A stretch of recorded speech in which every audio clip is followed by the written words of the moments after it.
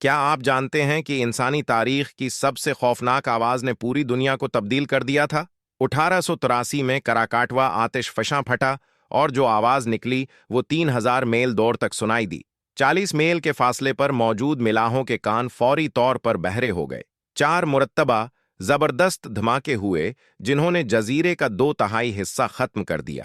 130 fit اونچی tsunami لہروں نے جاوا اور سماٹرا کے 36,000 لوگوں کو نگل لیا۔ راکھ کے بادل 50 میل اونچائی تک پہنچے اور مہینوں تک سورج کی روشنی بند کر دی۔ پوری دنیا میں سالوں تک خون جیسے سرخ غروب آفتاب نظر آتے رہے۔ آواز کی لہریں زمین کے گرد 7 بار چکر لگا گئیں۔ ساحلی شہر فوری طور پر غائب ہو گئے۔ سمندر میں لاشوں اور ملبے کے جزیرے تیرتے رہے۔ یہ تھی قدرت کی سب سے خوفناک تباہی۔